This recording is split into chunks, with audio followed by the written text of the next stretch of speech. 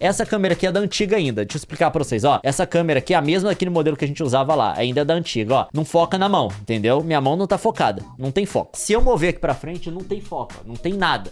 O foco tá fixo. Essa nova, não. O foco trava em você. Ela consegue ajustar. Totalmente confiável. E eu esbarrei na telinha dela. Quando você esbarra, é pra você fixar o foco em um lugar só. Ela deixou de focar em mim. Eu perdi minha gravação. Muito obrigado. Acontece, meu bem. Só não erra quem nada faz. Exato. Eu só queria assim, compartilhar a gente faz tantos vídeos. Uma hora tem um percentual de erro aí. O ser humano falha. O ser humano, você não pode criar expectativa. Você não pode idealizar, santificar, beatificar. Porque faz parte da humanidade. A falha, o vacilo, o erro. Faz parte. O que nos torna humanos é isso. É um momento em que a gente clica na telinha. Eu já ouvi de quem que é essa frase? De não tem heróis que ainda não morreram. Essa é uma frase profunda. Eu não entendi. Depois que a pessoa morreu, que a vida dela inteira passou por revisão, aí ela pode ser um herói seu. Mas enquanto ela estiver em vida, tem muito tempo ainda pra ela fazer coisa errada. Eu acho que isso é o oposto do que eu tô falando. Porque o fato da pessoa fazer você tá sendo contraditório. Porque o que eu tô falando é o seguinte. O vacilo faz parte da humanidade. A menos que você queira um herói robô, tipo Visão, aí é um robô, tudo bem, ele não vai errar. Mas qualquer outro herói... Ele erra. Você viu o que ele fez com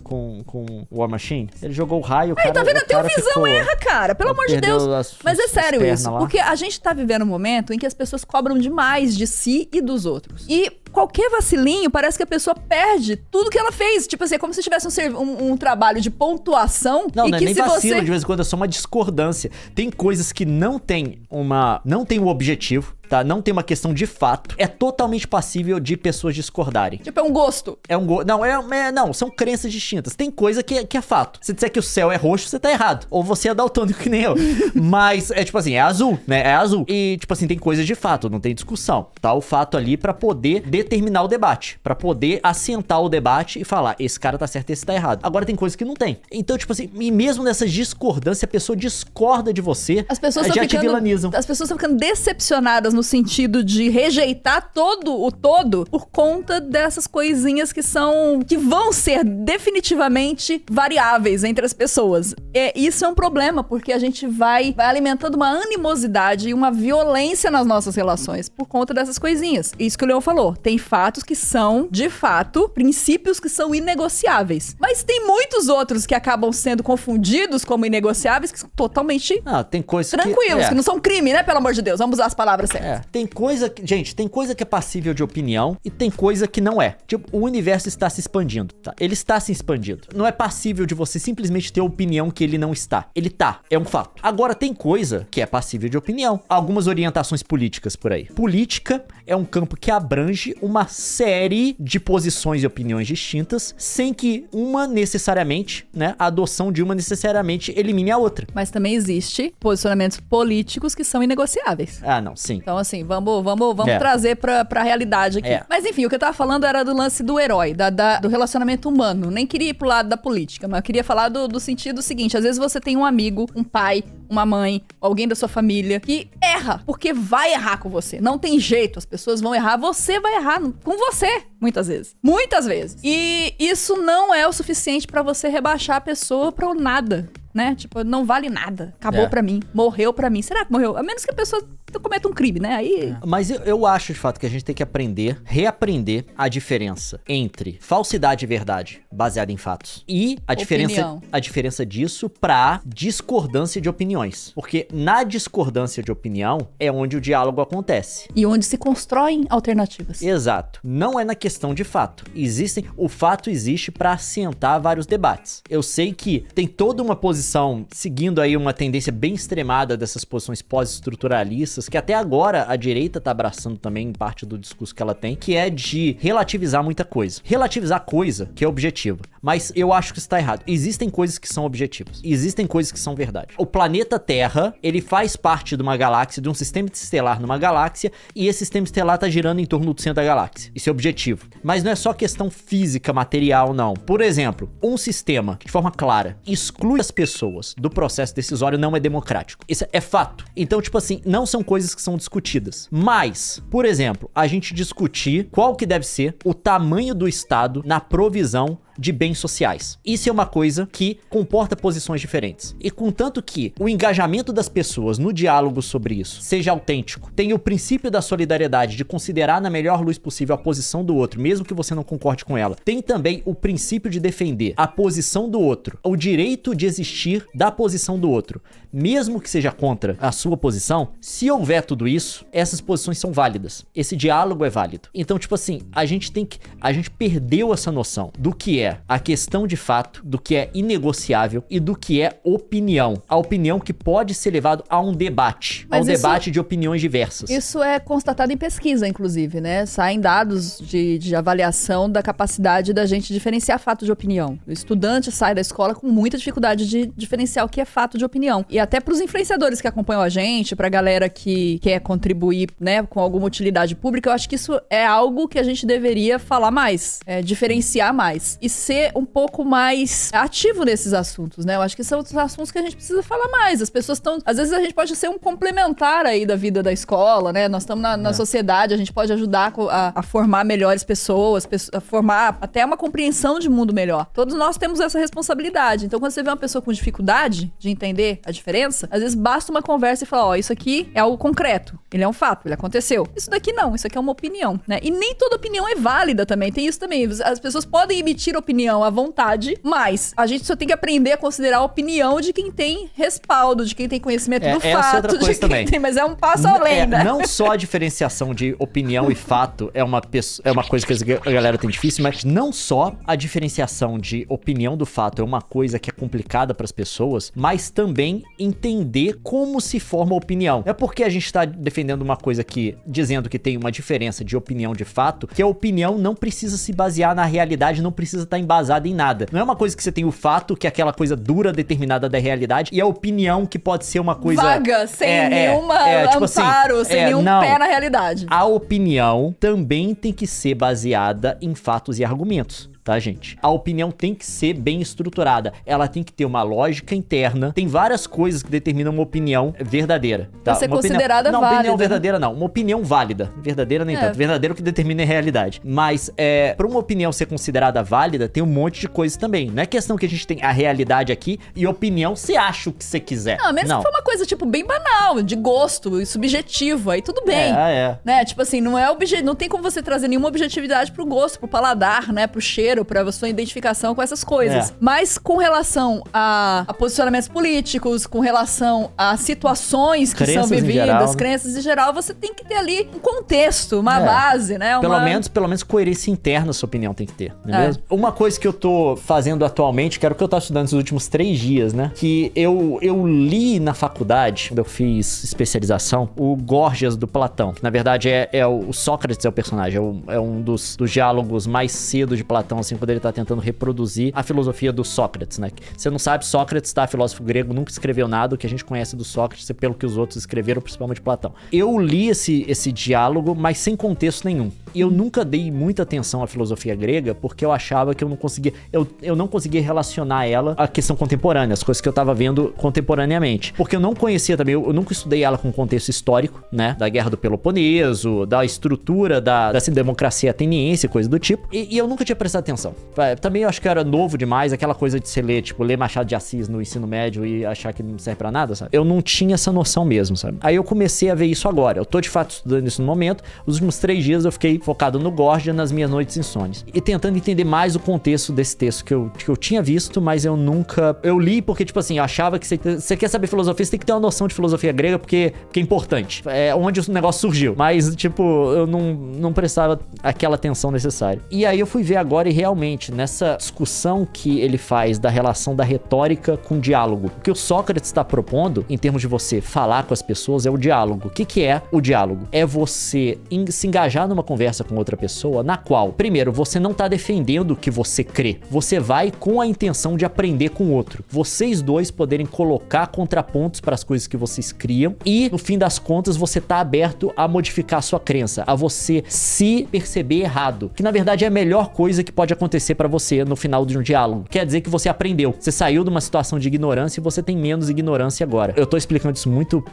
porcamente, tá, gente? Mas é muito brevemente mesmo. Em oposição ao diálogo, você tem a retórica. que aí é o tema do diálogo Gorgias, que era o que eles chamam de retor. Sim. Que na época era a palavra que eles usavam tanto pra alguém que ensinava retórica, quanto pra alguém que era muito bom pra falar. Em retórica. Em retórica. E a retórica se coloca naquela, pelo menos esse texto, tá? É aquela coisa que é o tipo de discurso que você vai ter com o outro, que é o discurso que é feito por uma audiência, que você não tá lá pra chegar mais perto da verdade, pra aprender, pra se modificar, pra se engajar com o que o outro tá dizendo de uma forma que transforma o seu próprio entendimento, mas você tá lá pra vencer o argumento. Você tá lá pra vencer. E ele meio que coloca essa diferença. Você tem o diálogo e você tem a retórica. O diálogo é o que Sócrates faz. O Sócrates é o herói do Platão que tá escrevendo o treco. E é a proposta, por exemplo, do Paulo Freire. É isso que eu falo. Quando a galera fala Paulo Freire como sendo uma coisa... Ah, não, tudo bem. Tem uma parte muito grande ali que é original do pensamento dele. Mas ele dialoga com uma tradição filosófica que vai desde lá da Grécia, desde Platão, tá? Só porque você falou de um jeito, você cortou seu pensamento, seu cérebro foi mais rápido que sua fala. Então, assim, quando as pessoas falam mal de Paulo Freire, quando as pessoas tratam Paulo Freire como menosprezando ele, elas ignoram que ele vem de um diálogo com esse berço filosófico. Basicamente ele tá pegando muito dessa... Se eu fosse pegar ali, ele pega isso, mistura um pouco com a dialética hegeliana, eu não vou entrar todo detalhe pra fazer as conclusões dele sobre educação. Paulo Freire, pelo menos na dialética do... Como é que fala? Dialética do oprimido? Pedagogia. Pedagogia, é isso. Na pedagogia do oprimido, pelo menos parece que é isso que ele tá fazendo. Não sou estudante de Paulo Freire, tá, gente? Você aí que estuda pra mim, sabe? Então, o que acontece? Você tem essa diferença. E esse é o problema que a gente tá hoje. E aí que entra o Twitter. O que é no Twitter? Qual que é a estrutura de funcionamento do Twitter? Não é... diálogo. Já foi, você não tá se engajando numa interação com alguém com vistas a aperfeiçoar o que você crê e até mudar o que você crê. Não são duas pessoas conversando pra tentar chegar mais perto da verdade. São duas pessoas interagindo pra uma conseguir mostrar que a outra tá errada e vencer o argumento. Mais uma vez, estamos falando da curva padrão, da média. Lógico média. Que você pode ser uma pessoa super bem intencionada e conseguir fazer isso. A gente isso depende muito também. Isso depende muito também da extensão do seu alcance, quantos seguidores você tem, com quem você se relaciona, em quais temas você se engaja. Na média, quando você fala de coisas mais gerais ou quando você tem muitos seguidores, você consegue observar isso, na média é isso que o Leon tá falando. Então, eu acho que esse é o grande problema que a gente tem hoje, tá? O discurso, o engajamento no discurso, tá virando a retórica nos termos desse texto do Gorgias, do Platão. A gente só tá conhecendo isso. A gente tá abrindo mão do diálogo completamente. Essa que é a verdade. Ninguém mais se engaja numa interação com as pessoas pra tentar, num discurso, num debate, né? Chegar junto com a outra pessoa mais perto da verdade. Pra tentar, se chegar nesse ponto, modificar o seu pensamento. E até negar ele completamente se você chegar à conclusão que você estava errado. Que na verdade, na interação do diálogo, é a melhor coisa que pode acontecer com você. Na retórica, o cara vencer o argumento é a pior coisa que tem. Você sair como errado é humilhante. No diálogo, você ser mostrado errado no final é a melhor coisa que pode acontecer com você, porque você ganha, né? Não, ele te impediu, o cara que te mostrou errado, de viver no erro. É louco isso, né? Porque isso esbarra muito na filosofia da bíblica, do Antigo Testamento, quando você tem alguns provérbios da sabedoria popular, né? Dos judeus, em que fala que é melhor um tapa na cara que te ensine do que uma fala mentirosa que te mantém iludido. E a gente perdeu a compreensão disso. E você tá falando isso, eu tô lembrando da entrevista que eu assisti com a Marina Silva, que eu até recomendei pra galera, e ela fala justamente disso. Ela fala de como na política brasileira a gente teve essa transposição. E ela lembra do tempo dela no Senado, em que ela dialogava com pessoas de vários partidos, e ela cita Pedro Simão, ela cita o Suplicy, e ela fala assim, eram pessoas que, tipo, Constituição, a galera tinha ali o cara que participou da construção da Constituição e ouvia esse cara pra aprender com ele o espírito. Sobre renda básica, tinha vários embates na época, muita gente contrária, né, muito pensamento até conservador, e o Suplicy era ouvido nisso porque ele levanta essa bandeira da renda básica, que se mostrou acertada em experimentos de outros países há muito tempo. E ela fala isso, ela era ouvida na pauta ambiental, nas questões relacionadas à Amazônia, e havia esse pacto de construção, assim. E a gente, às vezes você é novinho, você não sabe, o Brasil progrediu depois do fim da ditadura. A gente saiu num cenário de completa ruína econômica, social e né? O país estava destruído, massacrado. E a gente teve uma evolução em algumas décadas. E ela fala isso na entrevista dela, como era esse ambiente no Senado de reparação, sabe? De construção, de sanificação das coisas. E de tentar buscar soluções para os problemas graves do Brasil. A gente pode acompanhar isso isso estatisticamente e ver a curva do crescimento do país e ver a curva do desenvolvimento do Brasil em várias áreas nesse período, que eram resultados disso, de uma tentativa. Não tô falando que eles eram todos honestos, não tô falando que não tinha corrupção, não tô falando nada, mas eu tô falando que havia uma disposição ao diálogo e construção de pautas. E isso desapareceu da nossa política. Desapareceu. Nos últimos anos, as últimas 2 legislaturas foram o avesso disso. E é isso que o Leon tá falando. Se implantou na política brasileira o confronto. Quando você escuta os políticos do nosso Congresso, de baixíssima qualidade na média também, falando da média, você vê que ali é pura, assim, lacração. A galera pega o microfone pra falar da família,